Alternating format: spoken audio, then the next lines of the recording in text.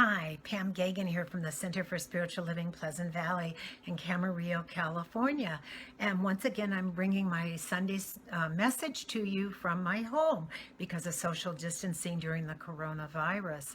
And I'd like to start with something light because these times we could use something light. And one of the things someone sent me, I think on Facebook, was for all these years, I've been saying if I only had time, I'd clean my house, I'd organize my house.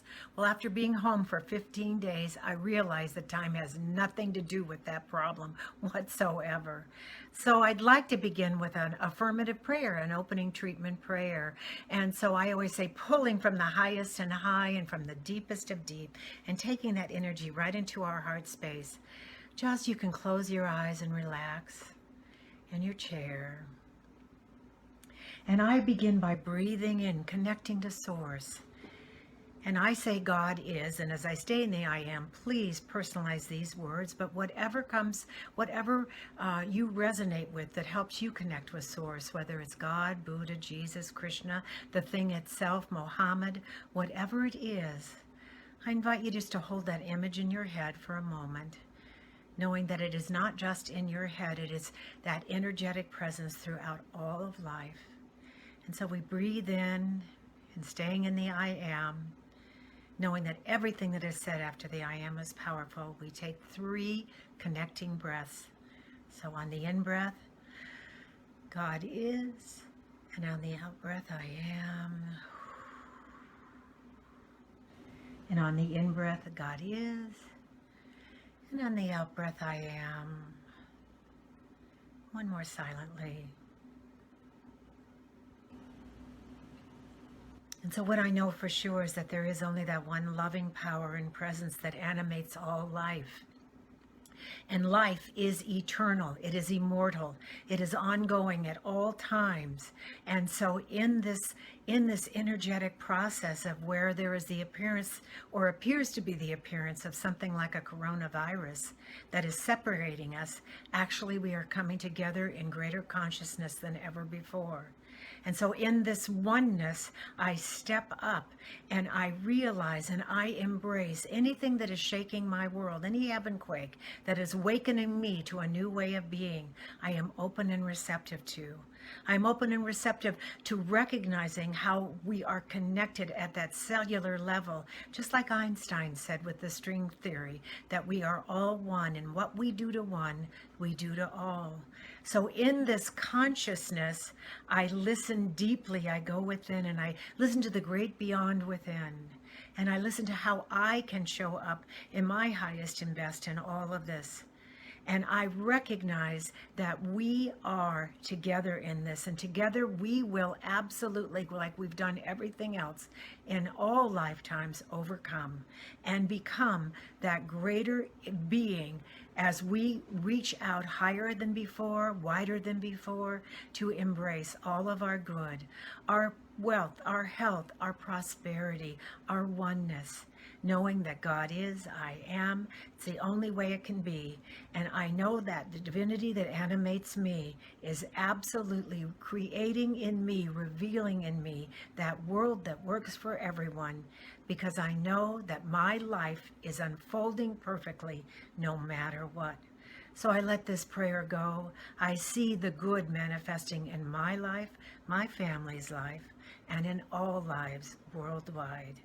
And with great gratitude, knowing that the process is already revealing itself in and through all, I say, and so it is. Amen. And so in this oneness, what I know for sure is that we're responding to something greater than we are that is bringing us together and globally. And I also know that in our separation, we are absolutely maybe social distancing physically, but we are becoming closer through Facebook and other ways of reaching out to one another. And in this, we realize how much more we are alike than we are separate. And in that also, in that social communication, our consciousness is we're great, we're beginning to realize is at work at all times, awakening us, as I said, to this oneness. In consciousness, we are being drawn together and being given this opportunity to realize how we really are responsible for one another. Literally, we are in each other's hands. It's our hands that touch everything. And as you know, so many of the media outlets are saying, how this virus, this coronavirus moves is by people, by person. So when we move, it moves. So we are responsible for keeping our hands clean. Who knew that, you know, like in sixth grade when they taught us how to wash our hands, that washing our hands would be the one of the things that helps us stay healthy and helps the world stay healthy too. But being in my hands, you are in my hands, so I am responsible for you too. I am responsible for staying 6 feet away from you right now, when even if we're in the same room. I am responsible for remaining clean by washing my hands and disinfecting and doing everything else. And also, I am trusting that you, as I am in your hands, you're in my hands. Well, I'm in your hands too. So I'm trusting you with that oneness and knowing that you are taking good care of yourself, because you are, I am the light of the world. And without our light, the world is dark. We are here to help one another through this, to awaken one another to this new challenge that we're facing, and we are being offered the opportunity to change how the world works in that greatness and in that oneness. So I want to share just a couple of wonderful stories. And one is a story. I have new heroes, and one is Governor Andrew Cuomo from New York, who is just right there for his people at all times, in all moments. And so I think it's also Anthony Fuaci. I'm not saying his name right, but the head of the virologist that is head of is leading us down this path. And also my other one is Gavin Newsom, the governor of California. And Governor Newsom did something that was really quite remarkable, I thought, in that the government had promised California 170 ventilators. And as they promised, they showed up in Southern California yesterday, Saturday. And when, upon closer inspection, they found out that they were antiquated, that they were unusable. Instead of Governor Newsom pointing the finger at the government or saying, how could you do this to us, or what are we going to do now, and we're in great need, and everything else, he took it in the ball in his court, so to speak, went out, found a company in Northern California called Bloom, and Bloom is responsible now for recreating and bringing up these antiquated ventilators up to date so that they can be used throughout California. He didn't wallow in the how come this is happening to us. He went out, stepped up, showed up, suited up, and now these ventilators are being refurbished right now. It took cars and trucks and everything else, but they mobilized, they found Bloom, mobilized, and now they're being created for us.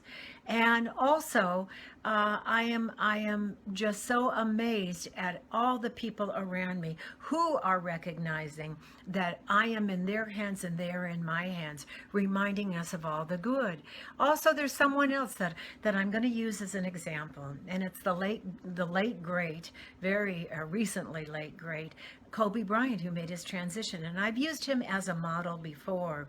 And the reason I'm using him as a model is I knew nothing about basketball. I knew nothing about Kobe Bryant until he made his transition just a few months ago here in California. And when I found out about him, I was just amazed. He was a 17-year-old kid when he went into the NBA, the youngest ever to go play in the NBA.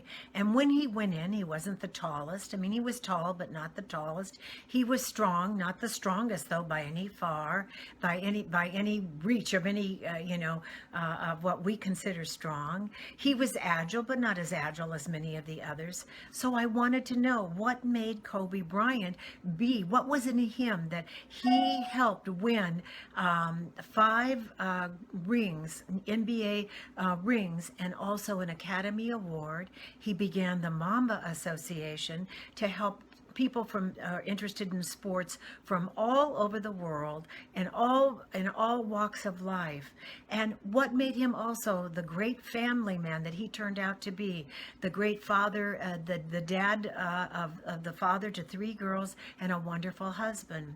And so what I discovered, it was his passion and his knowing that no matter else what was happening to him, he was going to make it right. He was going to reach higher, go and be committed to doing something that was correct.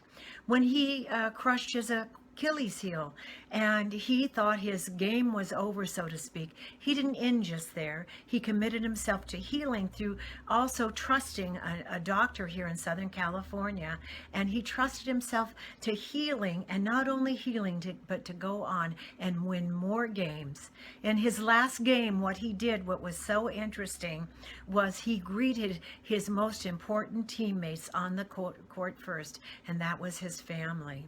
So what made Bryant great was that he never gave up. He said, I can do it, and I'm going to reach for the sky.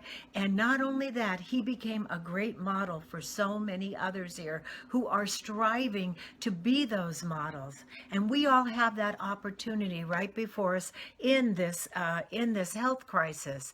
So rather than lamenting about it, rather than saying, how come I have to stay in when others aren't staying in? How come I have this injury? What can I do? Know that what you do in energetic, whether it's in your homes or in your family, you are becoming that model of that vision of, yes, we can reach beyond. We can awaken in ourselves something greater than ever has been awakened before. So when Kobe Bryant did go through all of the things that he went through in his short life, he did what he did, and I think he left a legacy and a presence so that we could become models after him. And so when he stepped up and stepped out, he became that model, not just for his family, not just for his teammates, not just for his fans, but for the whole world.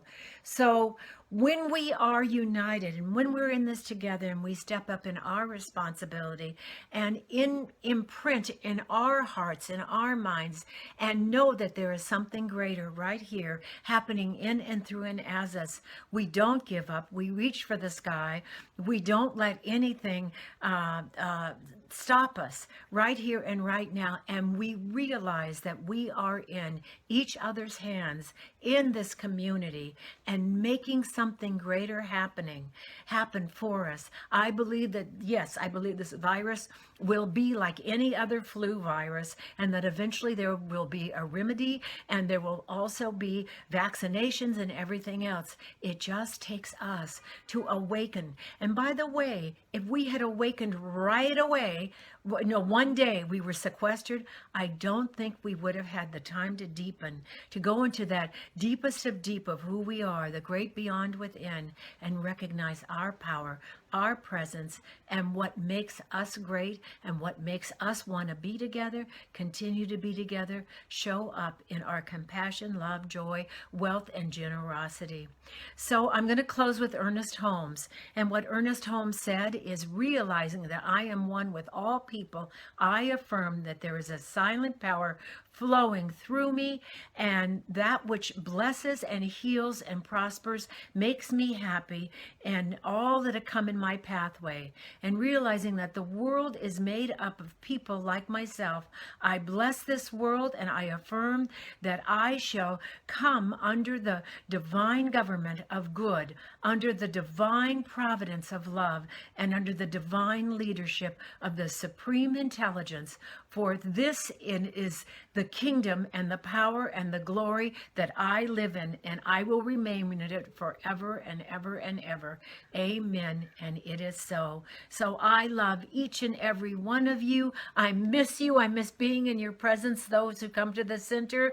And please know that we operate on donations. And if you could send a donation to Center for Spiritual Living, Pleasant Valley in Camarillo, if you've gotten any value out of this, that would be fabulous. So I love each and every one of you. As I said before, God is the power and presence that moves us for us. Namaste. And knowing that God is I am, and that's the only way it can be. Mwah!